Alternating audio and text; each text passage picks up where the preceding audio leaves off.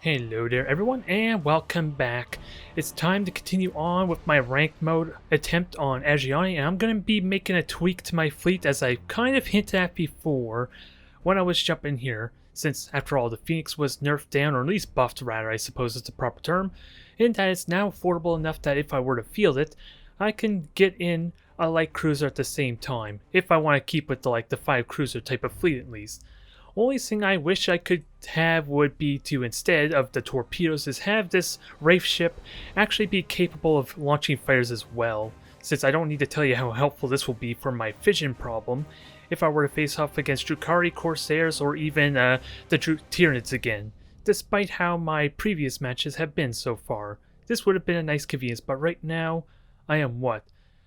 About another 7 points away, I believe is what it looks like, so not going to happen here, so I'm going to have to relegate myself to kind of subpar torpedoes, but at the same time, this is going to do a couple other things for me. For one, my Phoenix being the flagship also opens up a little more flexibility in these upgrades here, because now the extended range with the las cannons will be pretty damn helpful. I don't think I'm ever going to go double range increase with the Spirit Stone targeting node, but it's a possibility, I suppose. And I doubt I'm even going to go with Blessing of Vols, but again, it gives me opportunities since it technically allows my las cannons to be as powerful as the pulsars for when I'm in close range. And ideally, I think this would be best against maybe Necrons or any kind of fleet that wants to get in my face and it's almost impossible for me to get away from. Which, I don't know which faction that would be otherwise, aside from maybe Space Marines which want to get in close for the boarding potential. Those are the only two matchups I can think of, and conveniently enough they have 83 armor, so it won't be as impactful as it could be otherwise, but like I said, it gives me options as opposed to this awkward situation I'm in now, since the Spear Crystal lenses, well, I'm not really taking it for the increased damage, but with the Phoenix now able to constantly potentially fire on an enemy ship with the 270-degree arc, and let's keep in mind the light cruiser has solid running, so it could very safely get in and flank any ships that have their shields down and periodically just pause stat regeneration for me of their shields, since I still want to argue that's a big bug that's due to be changed, because just Spear Crystal lenses and Disruption Overcharge I feel like really can hinder Imperial Navy and the Chaos matchups just because they don't have it themselves. I'm not thinking so much for Eldari, face off against Eldari, but I mean like if Adeptus Mechanicus were face off against them. They have the convenience to just constantly keep their shields down where Chaos and Imperial Navy could not. And I don't even need to talk about how screwed over Tyranids could be when they lose all access to their shields, their point defense, and that damage AoE aura that they kind of want to help kill things quicker. Especially if they get in close range, so this is supposed to help enable the Spear Crystal lenses a little bit more. So this is going to be my first real endeavor trying with this fleet. I did a little bit of a practice match before, but this will be my first endeavor on the video, outside of AI and that hell. Let me just remember to switch this over before I forget. But we'll see how this works out. I am going to have less torpedoes and slightly less pulsars, especially if my light cruiser is going to be playing a much more passive role and arguably maybe just grabbing points for me if I don't feel comfortable with it getting aggressive for me. So to start off my first match with this new fleet, we're going to be face off against Orcs, and not just any Orcs if you recognize that Commissar hat on top of that fellow. No, we are going to be face off against the Blood Axe Orks at that. And my opponent is going to be utilizing the Orc Commandos for their little trait here to conceal themselves and make themselves a little bit unpredictable. Although the fleet composition itself is, I believe, 4 battleships, 1 cruiser, maybe a battle cruiser, I honestly can't remember, and then the remainder are filled out by 6 brutes, which the 3 brutes are going to be over on the far left side to grab that one objective, and then there's going to be 3 other brutes on the far right, doing the exact same thing, and the remainder of their fleet is going to be going straight through the middle. So even though I kind of forget, well, I didn't really think too much on even utilizing my beacon. I was aware of the possibility that I was likely going up against Orc Commandos when I first saw the portrait at least, but I honestly did not give beacons much of a thought here, so I go into this match without it, and it does make things a little bit awkward for me, it goes without saying, since I'm going to have to rely on spying their ships not having a clue on what they're utilizing, but right off the bat, my opponent is going to be utilizing the Mega Cannon type of fleet, so they somewhat know what they are doing here as we make way for this match. And right as with this match gets started, first thing I pretty much can tell, well, it's not actually a certainty at this point since my opponent does conveniently have 2 gas clouds to hide in, but let's be honest. We're face off against Orcs, and if my opponent is utilizing Orcs properly, they're going to have a lot of ships available to them since a lot of the frigates are going to be filling out that roster after all. So I go in this with the assumptions Blood Axes, especially at this point I have not seen anything just yet. So I'm going to be proactively utilizing my fighters, trying to get a little bit of security about grabbing this point, just in case we're face off against something that's a little bit faster like the Brutes. And this light cruiser over on the far left, ideally would like to try and reveal them at their blind spot, but with only 4,500 unit range, and keep in mind, my light cruiser, or Eldari, well, more effectively the Asuryani, I don't know if the other sub-factions have access to it, but they don't have the beacon, or was it the sensor range increase that allows me to reveal ships when I get within 4,500 unit range. Not that it's really a big issue against Orcs since they don't have solid running, but still. I see the one fighter squadron that kind of gives me a bit of a tell on at least where one of their ships are at.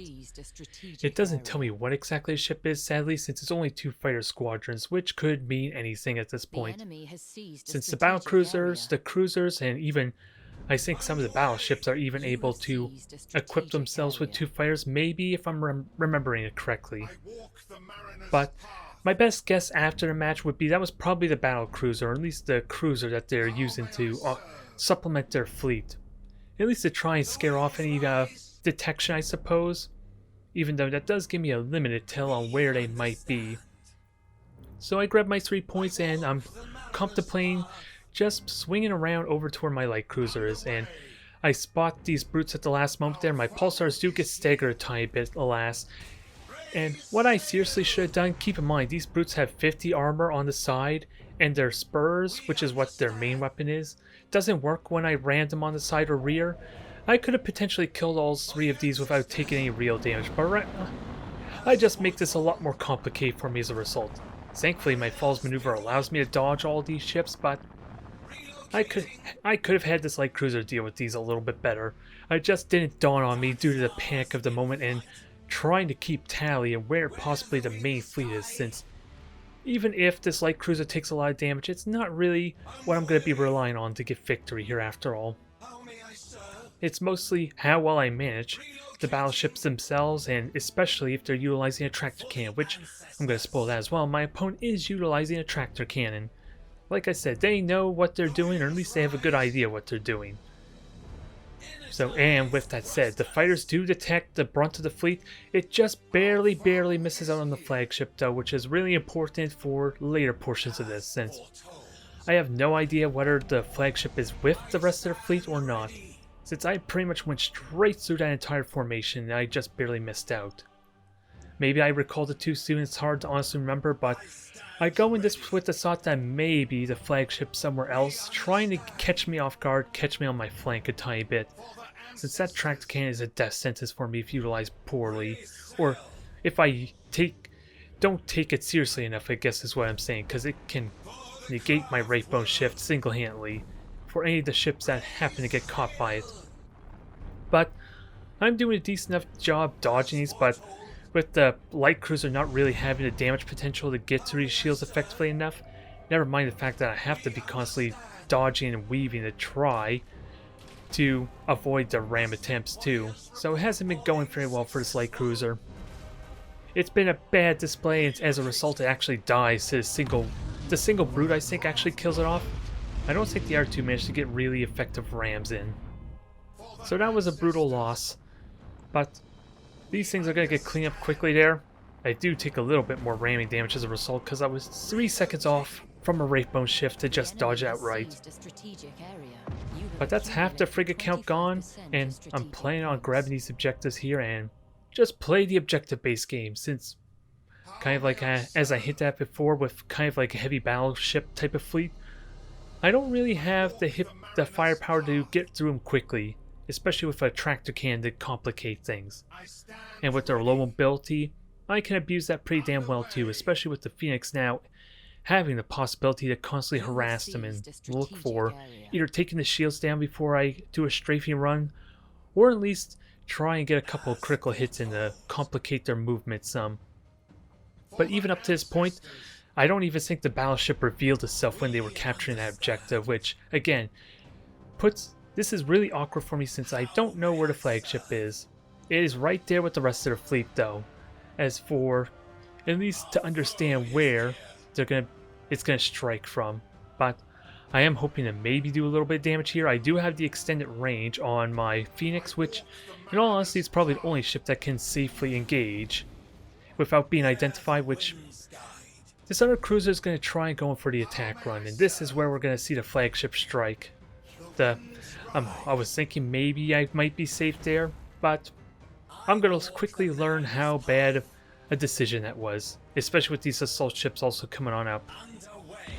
It gets the attack runs in, it tries to go, it tries to attack, but as you can see, it just got tractor cannon.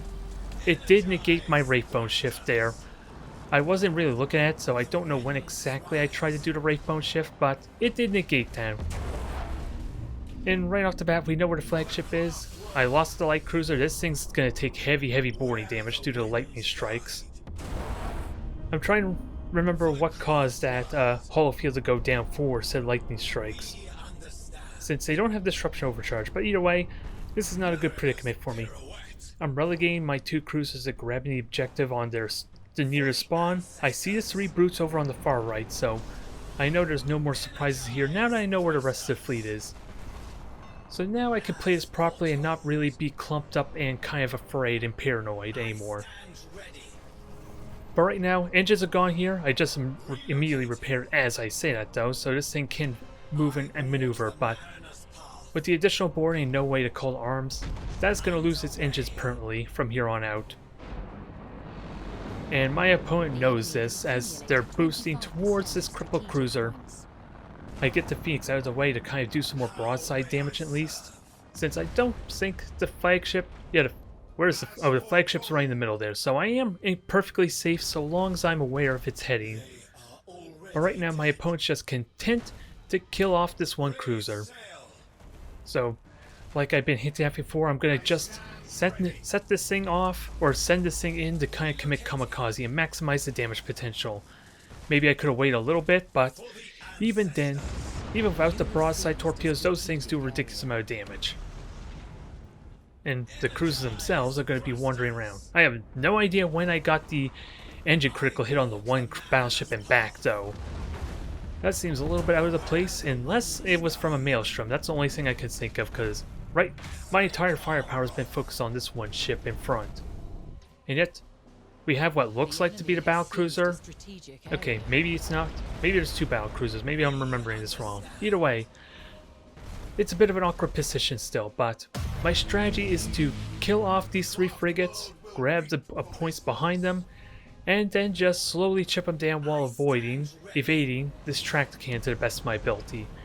And thankfully, with the enhanced range on the Phoenix, I do have an easy way to know where that 13,000 range is that the tractor cannons have, so I don't really need to check the flagship so much to be certain of that.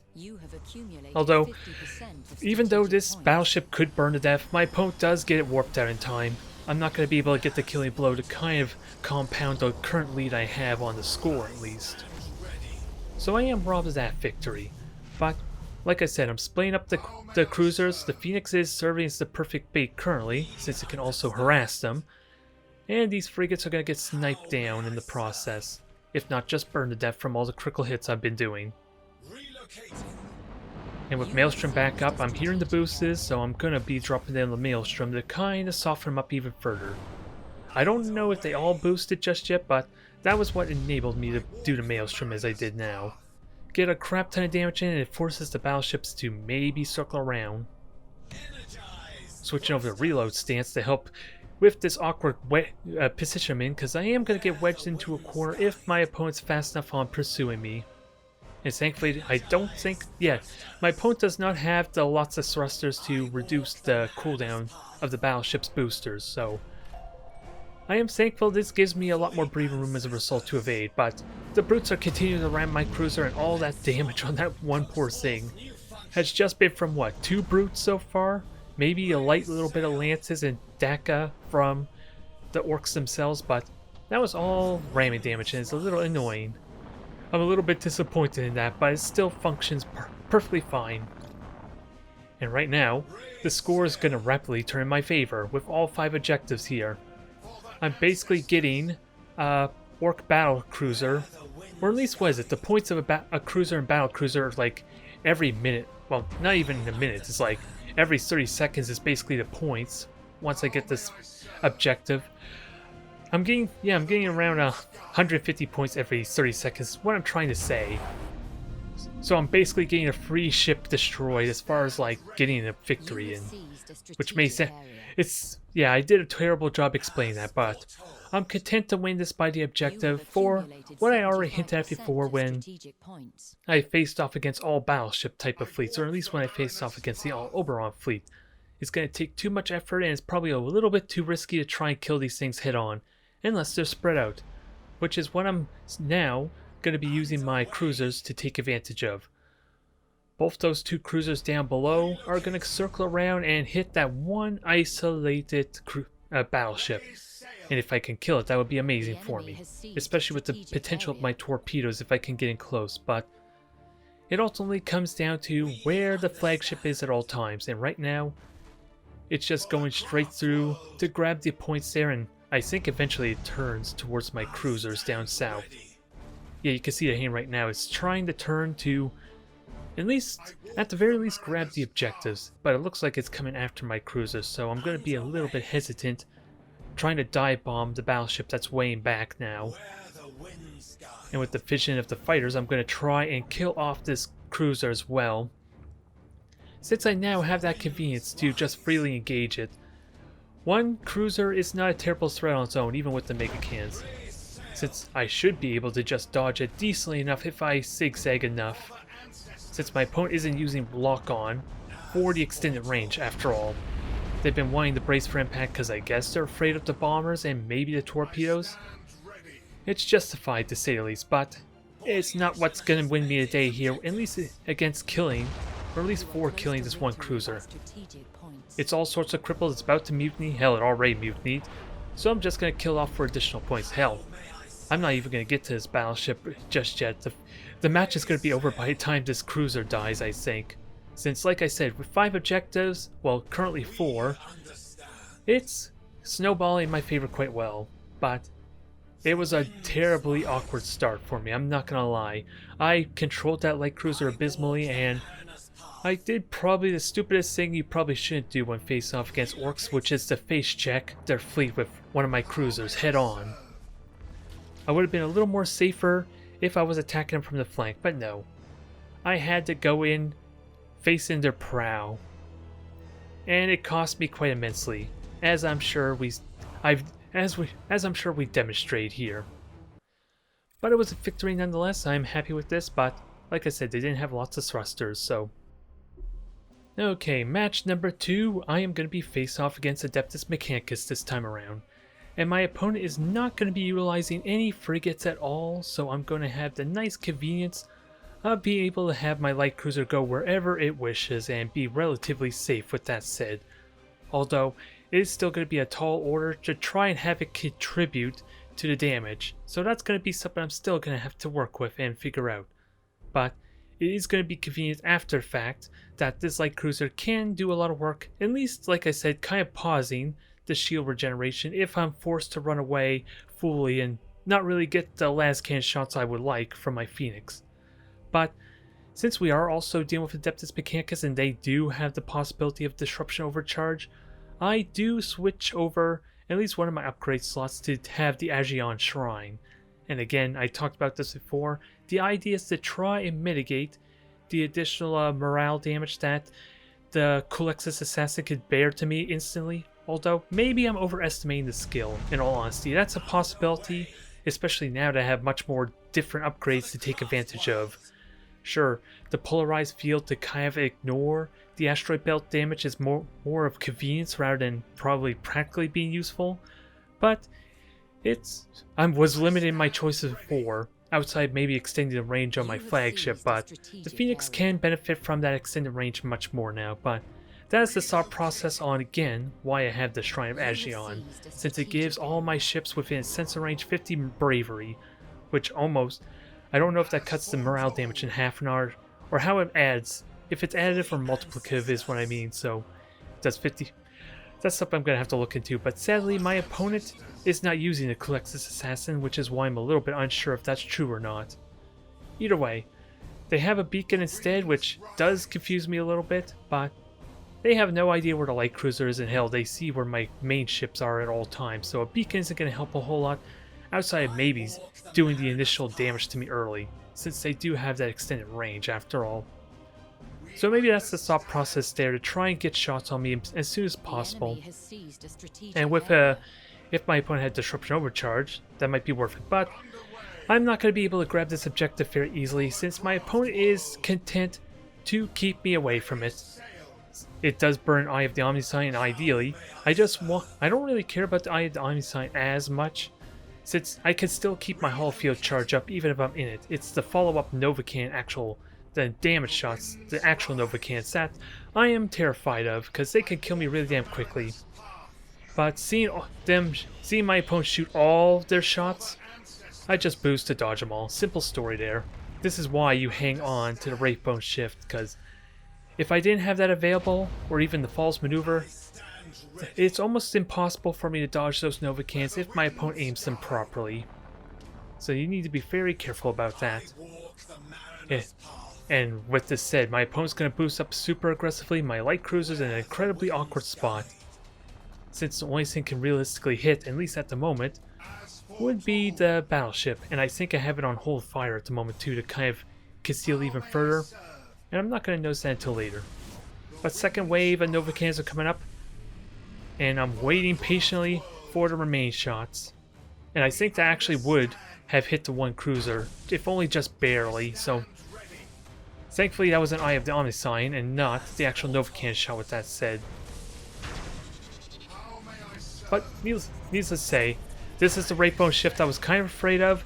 That's 3 out of the 5. Actually, well, their Novacan is currently disabled, but it means we're not. I'm just going to try and fly out and disengage, and I think I have the mobility to get out. But I kind of was thinking they had only maybe 4 shots available, since the current cruiser has its Novacan damaged. So that caught me a little bit off guard seeing so many. Which is part of the reason why I boosted when I did, since I misread the situation. But right now, shields are being paused. You can see the shield regeneration being paused because of the convenience of these las-cans have. So in theory, if my opponent does not force me to completely disengage, those shields are not coming back up. The simple moral of the story here.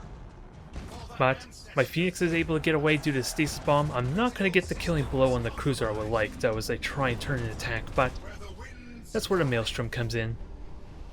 It's going to finish off that cruiser for me. I'm flying an asteroid belt, so I'm going to take a little bit of damage, but so far, my opponent isn't trying to take shots at me. It's just dodging Novacans I need to be mindful of, at least with the Phoenix. And I'm getting a lot of damage in, because keep in mind, the Novacans is also keeping them still, which means they're taking even more damage over time. Finally, one of the Novacans hit, but that was almost all the Novacan shots, keep in mind, so I think only the battleship realistically has a Novacan shot or 2 in, plus maybe one of the cruisers, if you don't neglect the one that I just possibly killed, which may have still had a shot left in it. So I'm feeling pretty comfortable to get aggressive now, and at least use my mobility a little more recklessly or aggressively, since I didn't tally it as I was doing the commentary, but that was very much almost all of them. So now it's just a matter of mitigating, not getting rammed horribly, and watch for this damage. I didn't really think that my opponent didn't have Disruption Overcharge, so this could be a lot more perilous for me, with these lances occasionally bringing down my Hall of Fields. Never mind the occasional damage I'll take also from, the macro cans also bring down my Hall of Field charge, so that's something I need to be wary of, since we're not going to get a full demonstration on how impactful the Disruption Overcharge can be here, but the torpedoes are going to drive the point home. It's not as powerful as it could have been They were just barely too close. So I only got like 1 or 2 torpedo hits with that said. But I got a nice opportunity to disengage. 2 of their cruisers are gone, and my light cruiser, despite my failed attempts to have it contribute, is just relegating itself to grabbing points at the moment. Since I do have that freedom after all. And right now I'm in a phenomenal position right now. Just a little bit clumped up if my opponent rushes me aggressively.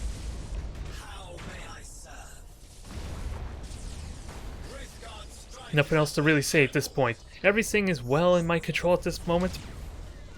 And aside for these boosts that's happening right now, I just got to avoid taking the point blank range shots. Because this... yeah, since my opponent's not locking on to destroy components, not reload to kind of get more shots or speed up the regeneration of their boosters, I'm just relying more on my pulsars to do damage as opposed to my torpedoes unless they start getting isolated like they are right now. Since my bombers my bombers hardly did any damage there. They got shot down almost immediately, but the torpedoes at least have enough resilience to kind of strike and do the killing blow necessary, which I think I'm about to do here with this one salvo. Yep, that's going to kill off that cruiser right now. Only half of them hit, but half of them was all I needed. Now it's just a matter of finishing them off. I see the morale on this one ship here, so I'm going to try and prioritize for the deck. With that said, hell, I think I even prioritized the deck on the flagship. I honestly can't remember that fact, if I do or not. But it is still a battleship. That's going to still be a tall order to do. But since if I can keep this at bay, and I think it even burnt its repairs at some point too, maybe. Well, it's still close enough where a rally could fix the morale, and at least keep a mutiny from happening. So I'm just watching to see, because the torpedoes got us a permanent deck destruction, and thankfully, it wasn't really planned out that way, but the stasis bomb forced my opponent to kind of keep their ship out of reach of the cruiser to kind of rally it. Although I'm still going to kill it anyway. The fire results is enough damage to kind of kill it off at this point. And my opponent just concedes either way. A nice solid victory, but so far after those 2 matches, my light cruiser is a little bit wanting. Or at least left wanting.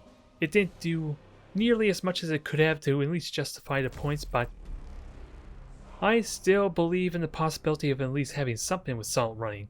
I just hate the idea of having it with my ships in case of it accidentally getting revealed, or at least having them just charge it just out of convenience due to its placement. Which is why I have it going such a wide arc. Now, the next match is going to be up against Chaos, and interestingly enough, this is going to be a bit of a weird match. Mainly because the flagship is actually going to be a light cruiser that is going to be hiding from me for a large portion of this battle. I don't understand the thought process exactly off the top of my head, but I can tell you is to take advantage of the fact that it has the 2 skills they chose was Supercharged Void Shield and the Beacon, which both have unlimited charges, if I had to guess.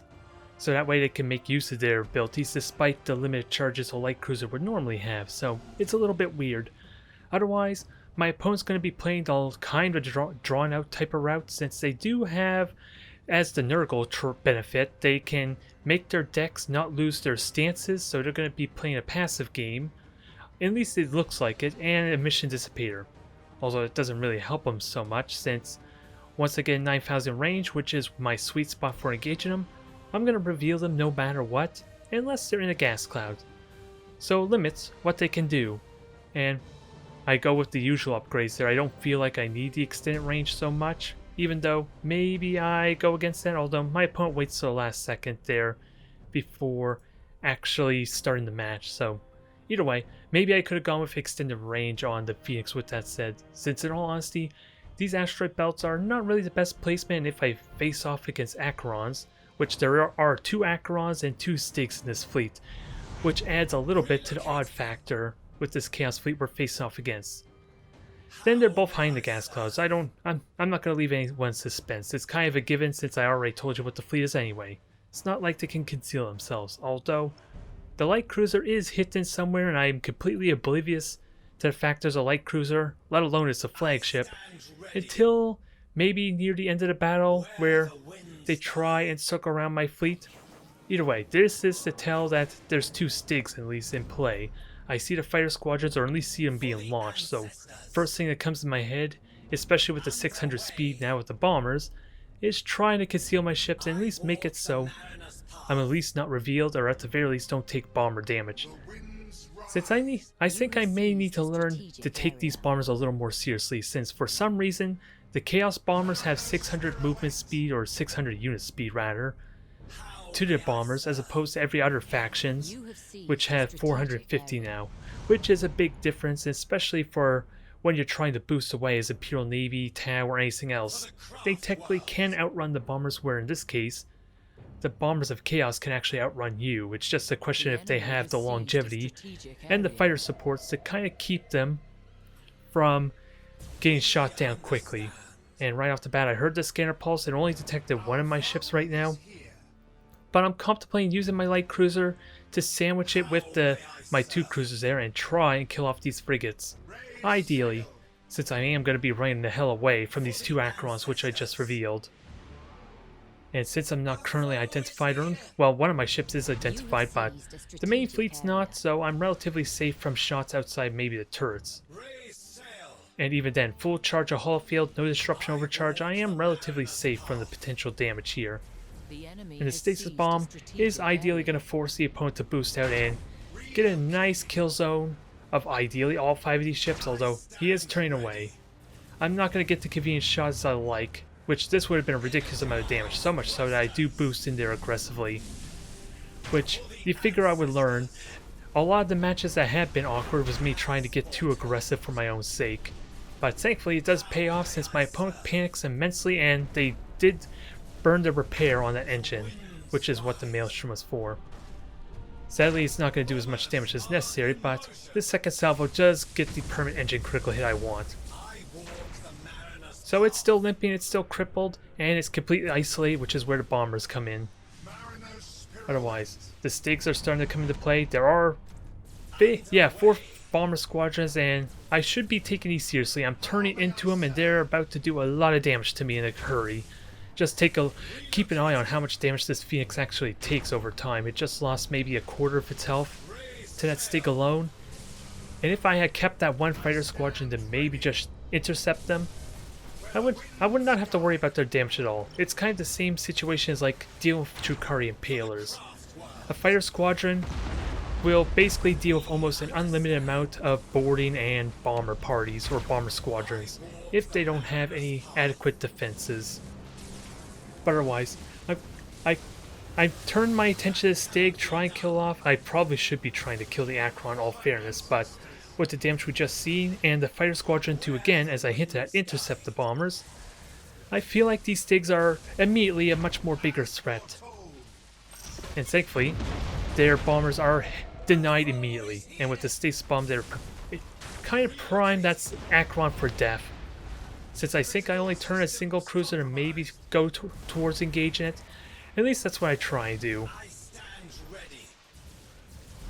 Otherwise, I'm just waiting for the final killing blow here. I don't think these two pulsars, these pulsars do whiff completely, due to the fact I didn't hold fire on them, so they shot the other Stig, which got into its firing arc first, which is what happened there. And it is the awkward thing with pulsars in general, since you will need to deliberately hold fire a lot of the time. As with any of the weapons that rely heavily on fire on the prow, I would argue. But anyway, Stig's gone, the Acron is soon to be dead. I think I can get a torpedo salvo on it, but I do neglect it for a little bit, so it is going to take a little bit of rams off camera, off screen, as you promptly just heard there. And it even takes some of that additional bomber damage that I was kind of hinting at. Oh, and it wasn't even the cruiser, it was actually a Phoenix, so this emphasizes a little bit more of my point on just how much damage those bombers are actually doing to me. They nearly single-handedly killed off my flagship, on top of the additional bit of ramming that it took as well. So I'm doing a bad job commentating, or at least remembering this battle, since it is a bit of an awkward one, but it goes to show maybe there's some potential for the Chaos Bombers at least, since up to this point Chaos didn't really have a good weapon to do good burst damage to ships quickly, kind of like how all the other factions do. They were kind of forced to kill things off slowly but surely with their macro cannons and lances, which in this case I think it's safe to say the Lances are doing very little damage. It's just the Bombers that have been causing issues here. And hell, do I boost out in time? Yeah, I boost out in time. I accidentally fired torpedoes though, that's the important thing to note. There's a bit of a mess and I crisis managed to kind of minimize the damage I just do here. Those torpedoes were completely accidental and they nearly cost me immensely.